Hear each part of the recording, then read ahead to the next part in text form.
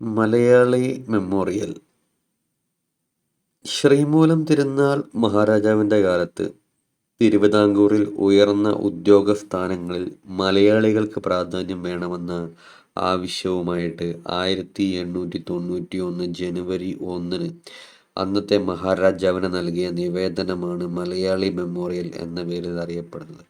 അപ്പോൾ ശ്രീമൂലം തിരുനാൾ മഹാരാജാവിൻ്റെ കാലത്ത് തിരുവിതാംകൂറിൽ ഉയർന്ന ഉദ്യോഗസ്ഥാനങ്ങളിൽ മലയാളികൾക്ക് പ്രാധാന്യം വേണമെന്ന ആവശ്യവുമായി ബന്ധപ്പെട്ട് 1891 ജനുവരി 1 അന്നത്തെ മഹാരാജാവിന് നൽകിയ നിവേദനമാണ് മലയാളി മെമ്മോറിയൽ എന്ന പേരിൽ അറിയപ്പെടുന്നത്. ഇന്നാട്ടുകാർക്ക് നാടിൻ്റെ ഭരണത്തിൽ നല്ലൊരു പങ്ക് നിഷേധിക്കപ്പെടുന്നതിനെയും വിശേഷിച്ച് സർക്കാർ സർവീസിലെ ഉന്നത ഉദ്യോഗങ്ങളിൽ നിന്നും അവരെ മനഃപൂർവ്വമായി ഒഴിച്ചു നിർത്തുന്നതിനും എതിരെയായിരുന്നു ഹർജി. അപ്പം ഈ നാട്ടുകാർക്ക് നാടിൻ്റെ ഭരണത്തിൽ നല്ലൊരു പങ്ക് നിഷേധിക്കപ്പെടുന്നതിനെയും വിശേഷിച്ച് സർക്കാർ സർവീസിലെ ഉന്നത ഉദ്യോഗസ്ഥങ്ങളിൽ നിന്ന് അവരെ മനഃപൂർവ്വമായി ഒഴിച്ചു നിർത്തുന്നതിനെതിരെയായിട്ടായിരുന്നു ഹർജി. തിരുവിതാംകൂറിന് പുറത്തുള്ളവരെ അപേക്ഷിച്ച് നാട്ടുകാർക്ക് കൂടുതൽ ഉദ്യോഗങ്ങൾ ലഭിക്കുന്നതിനുള്ള സംവിധാനം ഏർപ്പെടുത്തണമെന്നായിരുന്നു ഹർജിക്കാരുടെ ആവശ്യം. തിരുവിതാംകൂറിന് പുറത്തുള്ളവരെ അപേക്ഷിച്ച് നാട്ടുകാർക്ക് കൂടുതൽ ഉദ്യോഗങ്ങൾ ലഭിക്കണം, അതായിരുന്നു ഈ ഹർജിക്കാരുടെ ആവശ്യം. ഉദ്യോഗ നിയമനങ്ങളിൽ നാട്ടുകാർക്ക് ജാതിമത പരിഗണനകളില്ലാതെ മുൻഗണന നൽകണമെന്നും നിയമങ്ങളിൽ ആനുപാതിക പ്രാതിനിധ്യം വേണമെന്നുമായിരുന്നു ഇതിലെ മുഖ്യ ആവശ്യങ്ങൾ. അപ്പം ഉദ്യോഗ നിയമനങ്ങളിൽ നാട്ടുകാർക്ക് ജാതിമത പരിഗണനകളില്ലാതെ മുൻഗണന നൽകണമെന്നും നിയമനങ്ങളിൽ ആനുപാതിക പ്രാതിനിധ്യം വേണമെന്നുമായിരുന്നു ഇതിലെ മുഖ്യ ആവശ്യങ്ങൾ.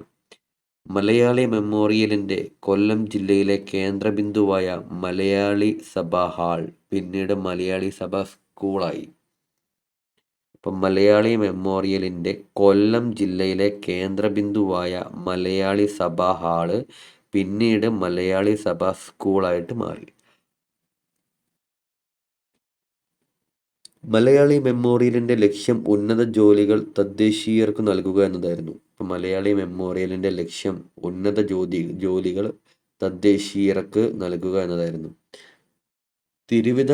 തിരുവിതാംകൂറുകാർക്ക് എന്ന മുദ്രാവാക്യം മലയാളി മെമ്മോറിയലുമായി ബന്ധപ്പെട്ടതാണ്. ഇപ്പം മലയാളി മെമ്മോറിയലുമായി ബന്ധപ്പെട്ട മുദ്രാവാക്യമാണ് തിരുവിതാംകൂറുകാർക്ക്. തിരുവിതാംകൂറുകാർക്ക് എന്ന ലഘുലേഖ എഴുതിയത് ബാരിസ്റ്റർ GP പിള്ളയാണ്. തിരുവിതാംകൂറുകാർക്ക് എന്ന ലഘുലേഖ എഴുതിയത് ബാരിസ്റ്റർ GP പിള്ളയാണ്. ആധുനിക തിരുവിതാംകൂറിലെ രാഷ്ട്രീയ പ്രക്ഷോഭങ്ങളുടെ പിതാവ് എന്നറിയപ്പെടുന്നത് ബാരിസ്റ്റർ GP പിള്ളയാണ്. ആധുനിക തിരുവിതാംകൂറിലെ രാഷ്ട്രീയ പ്രക്ഷോഭങ്ങളുടെ പിതാവ് എന്നറിയപ്പെടുന്നത് ബാരിസ്റ്റർ GP പിള്ളയാണ്.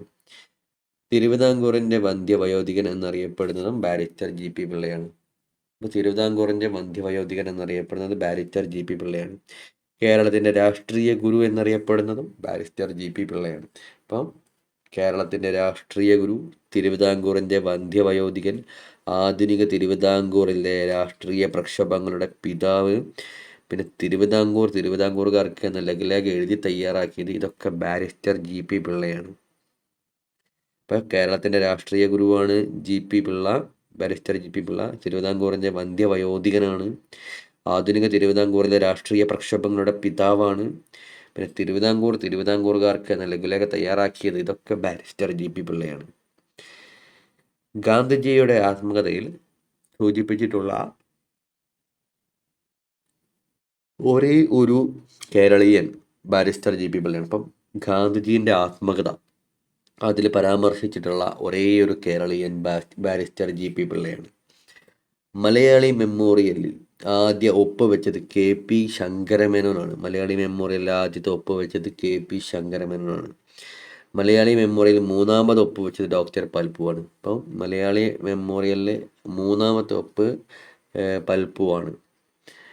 മലയാളി മെമ്മോറിയൽ സമർപ്പിച്ച സമയത്ത് ദിവാൻ T രാമറാവു ആണ്. മലയാളി മെമ്മോറിയൽ സമർപ്പിച്ച സമയത്ത് ദിവാൻ T രാമറാവു ആണ്. മലയാളി മെമ്മോറിയൽ തയ്യാറാക്കാൻ നിയമസഹായം നൽകിയ വ്യക്തിയാണ് എർഡ് ലീ നോർട്ടൺ. എർഡ്ലി നോർട്ടൺ, അയാളാണ് മലയാളി മെമ്മോറിയൽ തയ്യാറാക്കാൻ നിയമസഹായം നൽകിയ വ്യക്തി. എർഡ്ലി നോർട്ടൺ. മലയാളി മെമ്മോറിയലിൻ്റെ പിന്നിൽ പ്രവർത്തിച്ച സാഹിത്യകാരനാണ് CV രാമൻപിള്ള. മലയാളി മെമ്മോറിയലിൻ്റെ പിന്നിൽ പ്രവർത്തിച്ച സാഹിത്യകാരനാണ് CV രാമൻപിള്ള. മലയാളി മെമ്മോറിയലിനെ കുറിച്ച് CV രാമൻപിള്ള എഡിറ്റോറിയൽ എഴുതിയ പത്രമാണ് മിതഭാഷി.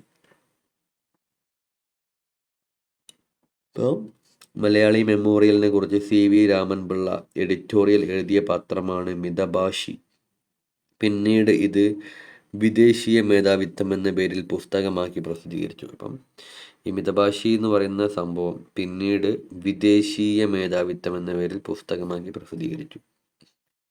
ഇനി ഇതിനൊരു എതിർ മെമ്മോറിയൽ ഉണ്ട്. മലയാളി മെമ്മോറിയലിനെ തകർക്കുക എന്ന ഉദ്ദേശത്തോടെ തമിഴ് ബ്രാഹ്മണർ, ഹിന്ദു മലയാളികൾ, ക്രൈസ്തവ മലയാളികൾ എന്നിങ്ങനെ വിവിധ വിഭാഗങ്ങളിലുള്ള ആളുകൾ ചേർന്ന് ഒപ്പിട്ട ഒരു മെമ്മോറിയൽ 1891 ജൂൺ 3 തിരുവിതാംകൂർ രാജാവായിരുന്ന ശ്രീമൂലം തിരുനാളിന് സമർപ്പിച്ചു. ഇതാണ് എതിർ മെമ്മോറിയൽ എന്നറിയപ്പെടുന്നത്. അപ്പം മലയാളി മെമ്മോറിയലിനെ തകർക്കുക എന്ന ഉദ്ദേശത്തോടെ തമിഴ് ബ്രാഹ്മണർ, ഹിന്ദു മലയാളികൾ, ക്രൈസ്തവ മലയാളികൾ എന്നിങ്ങനെ വിവിധ വിഭാഗങ്ങളിലുള്ള ആളുകൾ ചേർന്ന് ഒപ്പിട്ട ഒരു മെമ്മോറിയൽ 1891 ജൂൺ 3 തിരുവിതാംകൂർ രാജാവായിരുന്ന ശ്രീമൂലം തിരുനാളിന് സമർപ്പിച്ചു. ഇതാണ് എതിർ മെമ്മോറിയൽ എന്നറിയപ്പെടുന്നത്. എതിർ മെമ്മോറിയലിന് നേതൃത്വം കൊടുത്തത് രാമയ്യർ. അയാളാണ് എതിർ മെമ്മോറിയലിന് നേതൃത്വം കൊടുത്തത്. എതിർ മെമ്മോറിയൽ ഇന്ത്യ പ്രധാന നേതാക്കളാണ് രാമയ്യറും രാമനാഥൻ റാവുവും. എതിർ മെമ്മോറിയലിൻ്റെ ഇന്ത്യയിലെ പ്രധാന നേതാക്കളാണ് രാമയ്യറും രാമനാഥൻ റാവുവും. Okay, thank U.